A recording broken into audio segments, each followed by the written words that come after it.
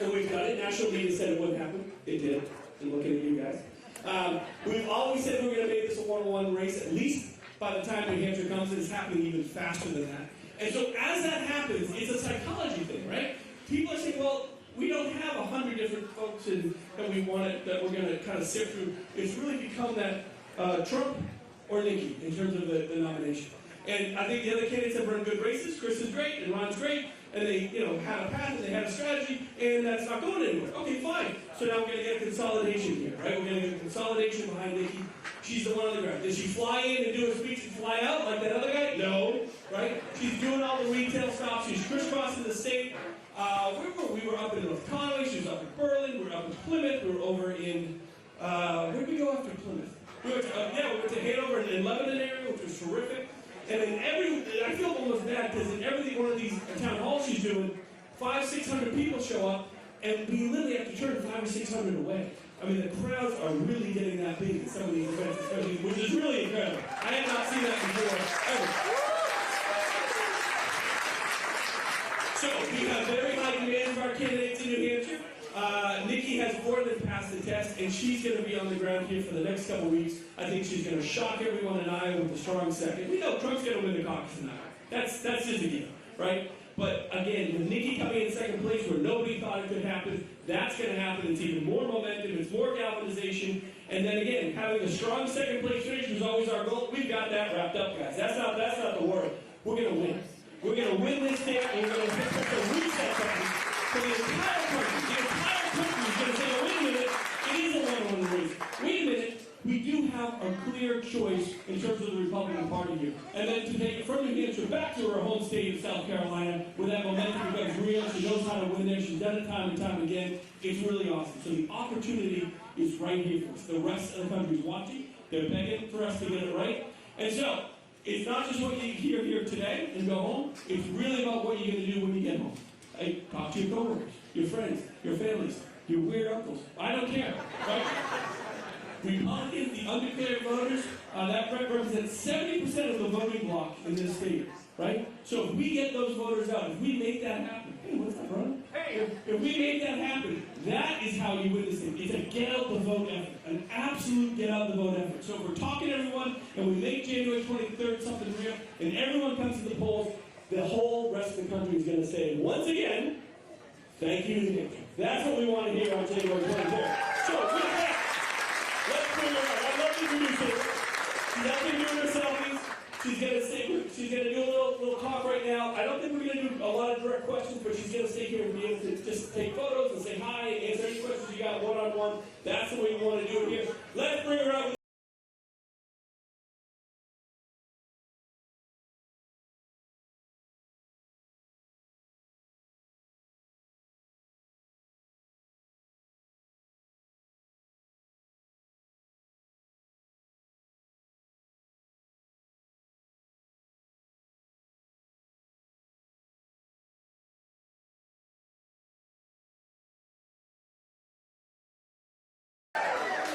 So are you guys not supposed to be at work or something? Like, I love it, New Hampshire. Everybody's just got this great feel and energy and out there and having a good time.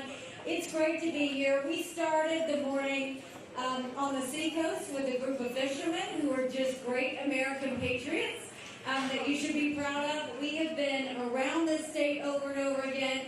But help me give it up for the Live Free or Die governor. He is fantastic.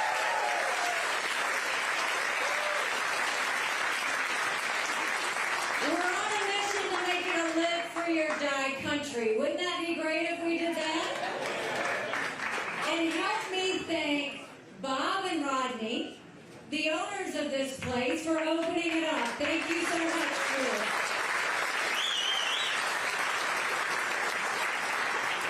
So how many of you have heard me speak in a town hall setting before, or who haven't heard me speak in a town hall setting? Let's do that. So a lot of you, right? Okay, well, we're going to tell you a little bit more than just your standard and just try and make sure that you know where we're coming from on all these things. First of all, I mean, you look at the country and it's tough, right? It's hard to find anything good. You look at the fact we're $34 trillion in debt. We're having to borrow money just to make our interest payments. China owns some of that debt. Now, I would love to tell you that Biden did that to us. But I've always spoken in hard truths, and I'm going to do that with you today. Our Republicans did that to us, too. True. You go back and look at that $2.2 trillion COVID stimulus bill that they passed with no accountability. They left us with over 80 million Americans on Medicaid, 42 million Americans on food stamps. That's a third of our country. And did Republicans try and make it right? No. They doubled down and opened up earmarks and pet projects for the first time in 10 years, pushing through 7,000 of them last December. Want to know how they spent your money? $30 million on an honors college in Vermont, $10 million to tear down a hotel in Alaska, $7.5 million on a courthouse in Colorado, and the list goes on. All while 1 in 6 American families can't pay their utility bill, 60% of Americans are living paycheck to paycheck, 50% of American families can't afford diapers, homelessness is up 12%, Social Security will go bankrupt in 10 years, Medicare will go bankrupt in 8. Then you look at our education system. Everybody wants to blame COVID for education. We had problems with education before COVID. Do you know right now in America, only 31% of 8th graders in our country are proficient in reading? Only 27% of 8th graders are proficient in math. If we don't do something and do something quick, we're going to be in a world of hurt 10 years from now. And then, don't get me started on the border. It is an absolute dereliction of duty what's happening, northern border and southern border. And I've been to the border. I went 400 miles down that border. Y'all aren't ready for what we saw. Mounds of clothes, mounds of shoes, paraphernalia, rape areas that the women and girls have to walk through. When you wake up in the morning, you get your coffee and you watch the news. When these ranchers get up in the morning, they get their coffee and they go see if anybody died crossing the fence. They pick up whatever little kids were left behind and send them over to Border Patrol. I met with multiple sheriffs. Before 7 a.m., they round up whatever illegal immigrants they can find. They turn them over to Border Patrol. Border Patrol documents them and releases them until their court date years from now. And when I asked Border Patrol about their job, they said, "You want to know what we do? We're glorified babysitters. They don't let us do our job." 8 million illegal immigrants have come to the border. 300,000 last month. 17 on the terrorist watch list in just 1 month. We've had more fentanyl cross the border that would kill every single American last year. #1 cause of death for adults 18 to 45, fentanyl. And don't think for a second China doesn't know what they're doing when they send it over. And then my parents always told me, you take care of those who take care of you. I'm going to ask you if we're taking care of those who take care of us. Right now in America, over 35,000 of our veterans are homeless. 1 in 3 suffers from PTSD or thoughts of suicide. We lose 22 heroes a day to suicide. If a veteran needs a doctor's appointment, on average, it takes 29 days. Why 29 days? Because on the 30th day, they can go to the doctor or hospital of their choice. So midway through the 29 days, they get a call to reschedule, and the clock starts all over again. It's shameful how we treat our veterans. And then you turn on the news and you see what Congress is doing. What has Congress done for you lately? Nothing, right? Did they have one job? To give us a budget on time. Do you know Congress has only given us a budget on time 4 times in 40 years? 4 times in 40 years. You know what I say to that? No budget, no pay. Period.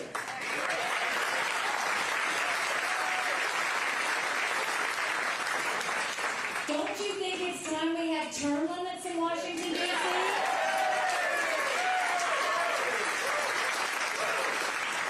Don't you think we need to have mental pregnancy test for anyone over the age of 75? And let me say this, I'm not being disrespectful when I say that. We all know people who are over 75 that can run circles around us. And then we know Joe Biden. Congress has become the most privileged nursing home in the country.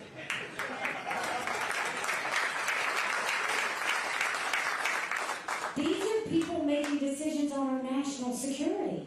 These are people making decisions on the future of our economy. It's nothing to play with. We need to know they're at the top of their game. So that's a lot of bad, right? It's hard to find anything good. But now I'm going to tell you what I told South Carolinians when I became governor. No more whining.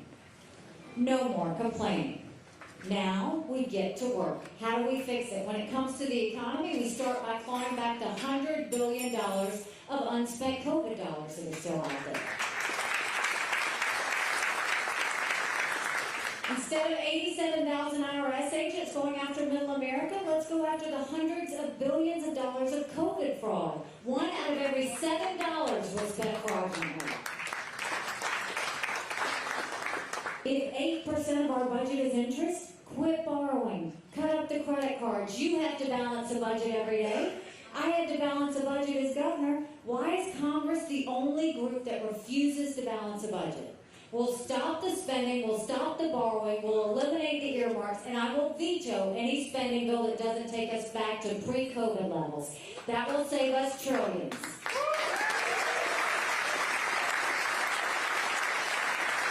We'll take as many federal programs as we can and we'll send it down to the states. That will reduce the size of the federal government, but it will empower people on the ground. Think welfare, think healthcare, think education.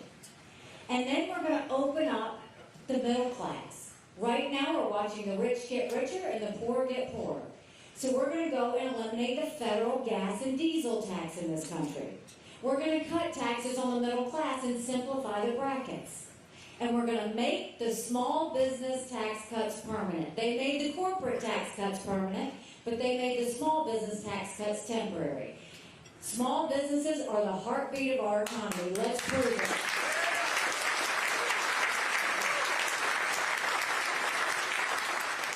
When it comes to education, in South Carolina, we know if a child couldn't read by 3rd grade, they were 4 times less likely to graduate high school. So we started holding the kids back instead of pushing them forward. We brought in their parents. We did reading remediation plans, and we set them up for success. We need to do that all over our country. We have got to get our kids reading again. And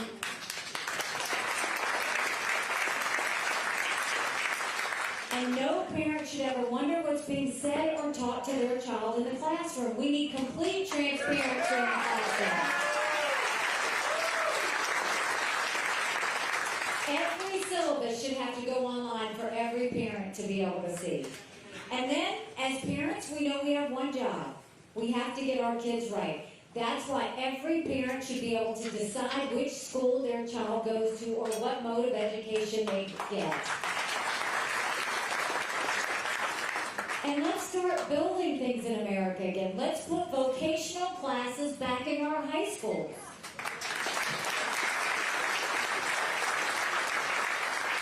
You know, in South Carolina, we had apprenticeships all over our state. We taught our kids how to build the things we were making. That way we got them invested in the economy before they were out.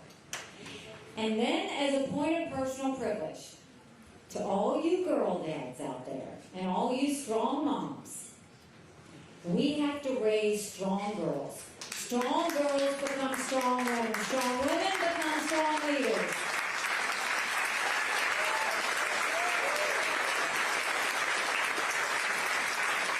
And none of that happens if you have biological boys playing in girls' sports. We've got to cut that out.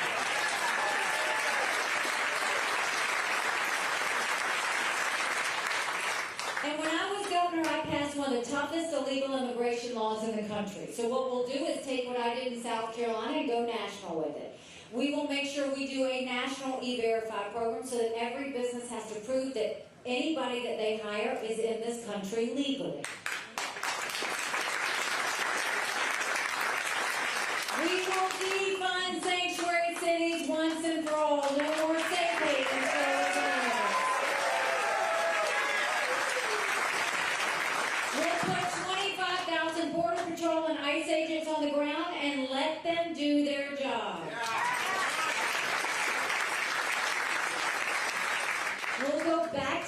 Spain to Mexico policy so that no one even steps foot on U.S. soil. And instead of catch and release, we will go to catch and deport. That's how we will stop what's happening on the border.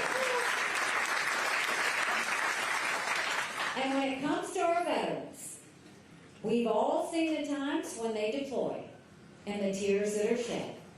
And then we've seen the prayers answered when they come back home to us. I'm the wife of a combat veteran. My husband deployed to Afghanistan. When he came back home, that was a lot of prayers answered. But that was the easy part. The hard part's when we got home.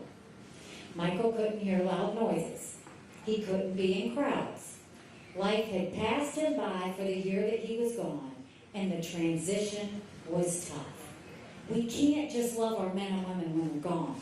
We gotta love them when they come back home, too.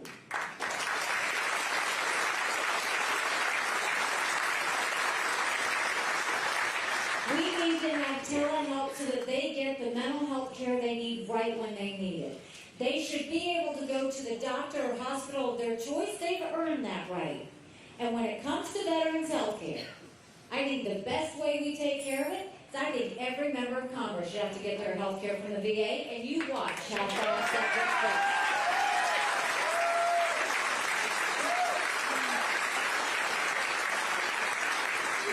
It'll be the best health care you've ever seen, guaranteed, guaranteed. And then there were two things when I was at the UN that Iran, Russia, and China never wanted us to have. They never wanted us to have a strong military, and they never wanted us to be energy independent. We won't be energy independent, we'll be energy dominant. And we will make sure we get the EPA out of the way. Right now they care more about sagebrush lizards than they do about whether we can pay our utility bill. We will speed up our permitting. We'll get the pipelines flowing. We will do Keystone Pipeline. We'll export as much liquefied natural gas as we can. We won't do enough just to survive. Let's turn our energy sector and make it dominant. Let's let it make our economy the powerhouse we know it can be. So those are the domestic issues. Now let's talk about national security. The world is on fire. Literally. You've got a war in Europe. You've got a war in the Middle East. You've got North Korea just tested an intercontinental ballistic missile capable of hitting the U.S. China's on the march. But make no mistake, none of that would have happened had we not had that debacle in Afghanistan.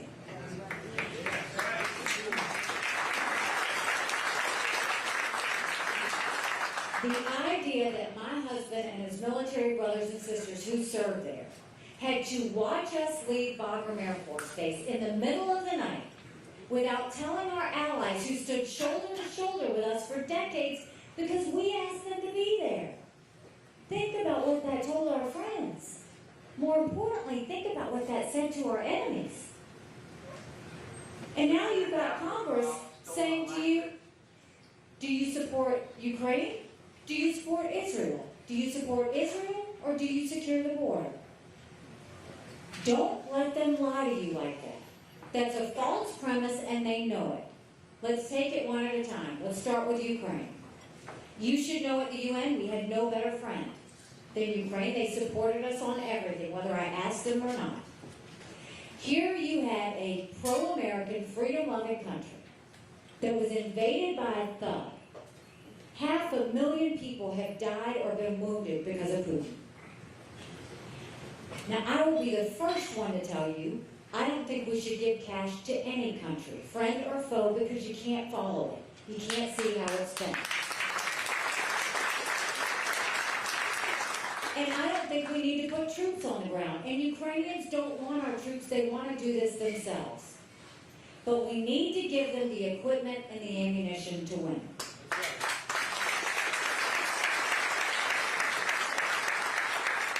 If you are one of those people that says, why should we help Ukraine?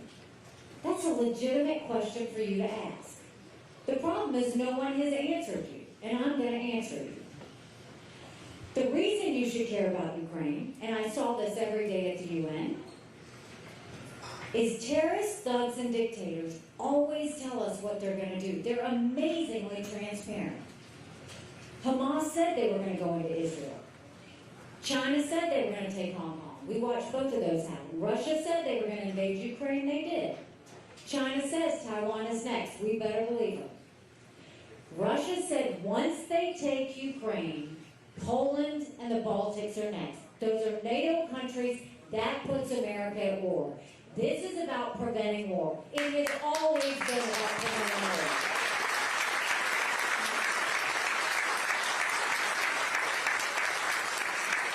We know Putin's hit rock bottom. How do we know Putin's hit rock bottom? He's lost 87% of the troops that started this war. They've raised the draft age in Russia to 65. They're getting drones from Iran and missiles from North Korea. Putin knows he's in trouble. Now, if we just supported Ukraine, that's only 3.5% of our defense budget. That's it. The Europeans have paid in more, and they should. It's their neighborhood. Now let's talk about Israel. I'm haunted by what happened on October 7th. And the reason I'm haunted is because 5 years ago I gave a speech at the UN and told the world that we knew there were maps. And these maps were held by Hamas. And it showed that if they could break through the barrier, this is how they were going to kill as many Jews as fast as they could. And it happened. Now, if you are one of those people that says, why should we care about Israel? God help us if we don't get this one right.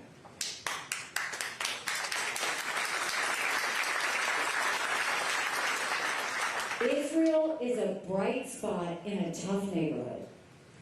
They are the front line of defense when it comes to defeating terrorism. It has never been that Israel needs America. It has always been that America needs Israel. And on that horrific day of October 7th, when they beheaded those people and burned those babies alive and took those girls from that concert and raped them and carried their naked bodies through the streets of Gaza, what did they say? Death to Israel, death to America. That's why we care. 33 Americans were butchered on that day. We have American hostages now as we speak. Now remember when I told you Putin hit rock bottom? October 7th, that horrific day, that was Putin's birthday. Who is the happiest man in the world right now? Putin. Why? Because we turned all our eyes and resources from Ukraine and we pushed them into Israel. Make Ukraine part of UN. If you think that Putin didn't know anything about that, look at his actions. Did he call Netanyahu right away? No. He waited 10 days to call Israel. You know who he called right away? Hamas. And the very next day, Hamas showed up and they named themselves friends. If we support Ukraine and we support Israel, that's only 5% of our defense budget. Now, securing our border is priority number one. No excuses. Right now, America's acting like it's September 10th, and we better remember what September 12th felt like, because it only takes one. So if we support Ukraine, and we support Israel, and we secure our northern and southern border, that's less than 20% of Biden's green subsidies. So don't let them tell you that you have to pick. We pick national security. We pick preventing war. We pick protecting Americans. They need to do their job.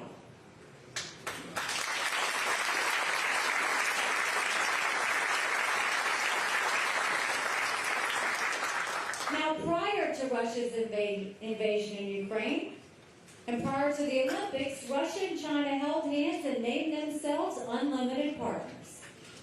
So let's talk about the biggest national security threat we face. China. China's been planning war with us for years, and that's not an exaggeration. They're already here. They've infiltrated our country. They bought 400,000 acres of U.S. soil, most recently near Grand Forks Air Force Base, where our most sensitive drone technology is. They poured millions of dollars into our universities, stealing our research, spreading Chinese propaganda. Everybody got upset about the Chinese spy balloon, right? Rightfully so. China said it was a weather balloon.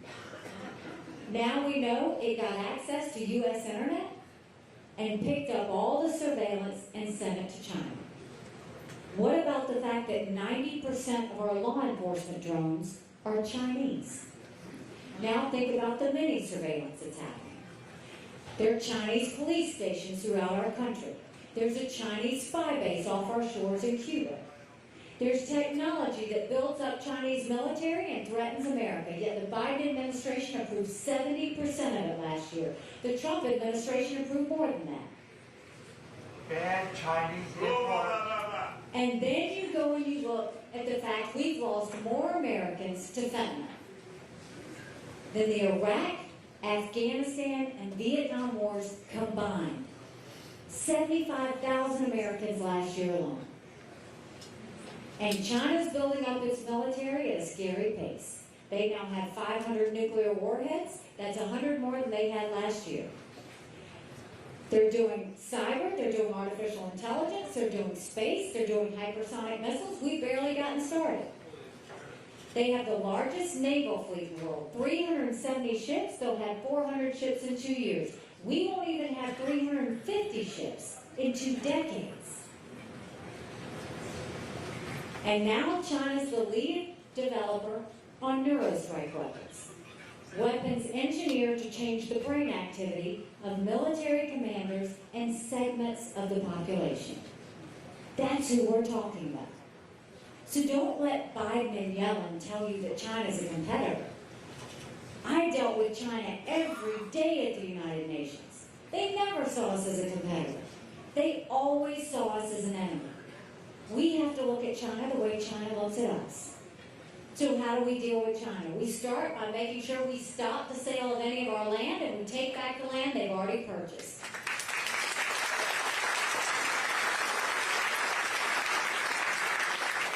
We go to our universities and we say, you take foreign money or you take American money, but the days of taking both are over and we get that infiltration out of our universities. We blacklist any technology that helps China. We close down these Chinese spy bases, and we make sure we go to China and say, we're going to end all normal trade relations with you until you stop murdering Americans with fentanyl. You watch how fast they move because they need our economy. And then we build up our military. Strong militaries don't start wars. Strong militaries prevent wars.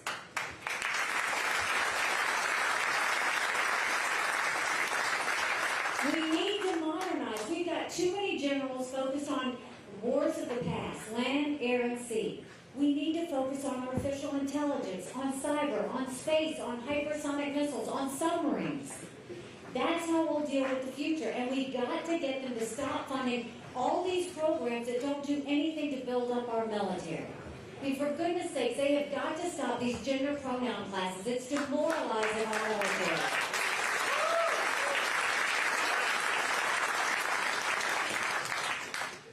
So to close this loop, there's a reason the Taiwanese want the U.S. and the West to support the Ukrainians. Because they know if Ukraine wins, China won't invade Taiwan. There's a reason the Ukrainians want the U.S. and the West to support the Israelis. Because they know if Iran wins, Russia wins. There is an unholy alliance of China, Russia, and Iran.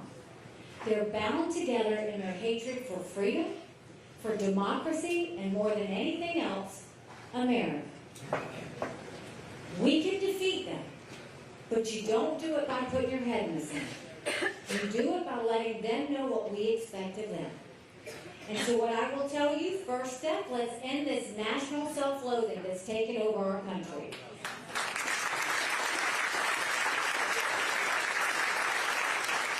The idea that they say America's bad or rotten or racist.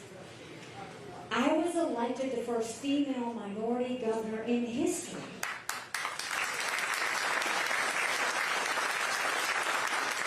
America's not racist, we're blessed. Our kids need to know to love America. They need to be saying the pledge Pledge of Allegiance when they start school every day.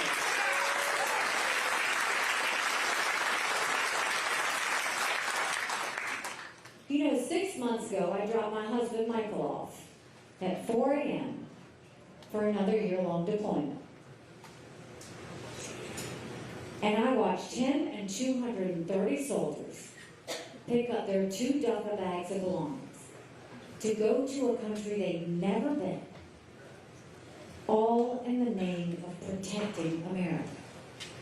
They're willing to sacrifice their lives and their families because they still believe in this amazing experiment that is America. So if they're willing to sacrifice for us there, shouldn't we be willing to fight for America here? Because we have a country to save.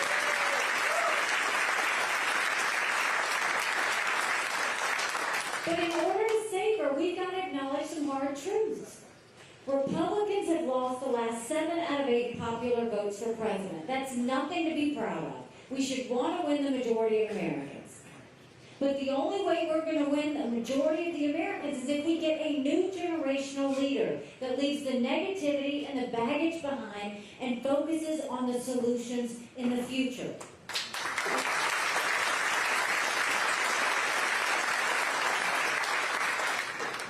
Another hard truth. I think President Trump was the right president at the right time. I agree with a lot of his policies. But rightly or wrongly, chaos follows him. You know I'm right. Chaos follows him. And we can't be a country in disarray and a world on fire and go through 4 more years of chaos. We won't survive it.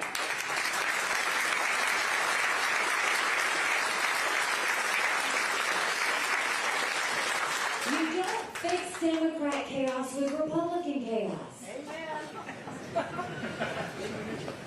You can look at any of these head-to-head polls, and any of them against Biden. Trump and Biden, it's another nail-biter of an election. On a good day, he might be up 2 points. Wall Street Journal had him up 4, margin of error. I'm in every one of those same polls. And I defeat Biden by 17 points.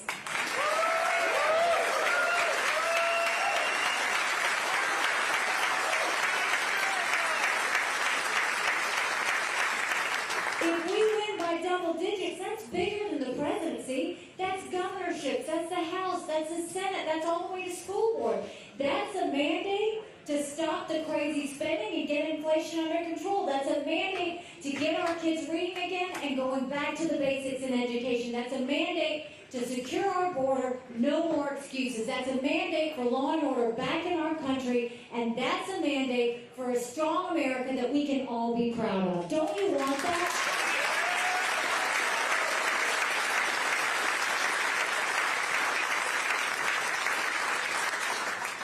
Now, President Trump has been paying me some attention these days. So nice of him. I have seen the commercials that you've seen. I've seen the little temper tantrums that he's been throwing. And let me tell you this. There is not one bit of it that's truthful. Not one. I never once signed or would have signed a tax increase in South Carolina. I think government makes too much money. The last thing I'm ever going to do is raise your taxes. We cut taxes in South Carolina. We saved $1 billion off the top at the UN. I have always looked to cut government, never to add to it.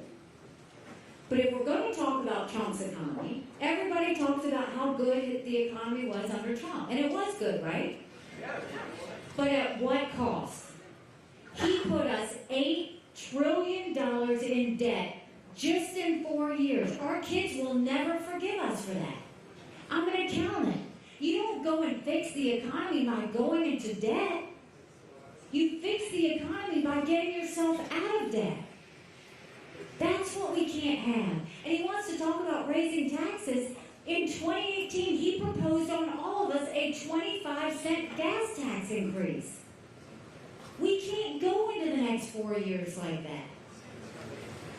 So what I'll tell you is, We've got work to do. And we can get this done, regardless of what all the political pundits are saying on TV. They don't see the momentum we have on the ground.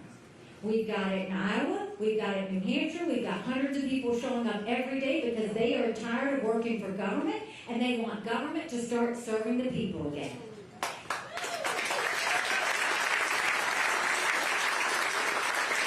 And we can fix this, but in order to fix it, it's going to take a lot of courage. Courage from every single person in this room. Courage for me to run. And courage for every one of you to know. Don't complain about what happens in a general election if you don't play in this primary. It matters.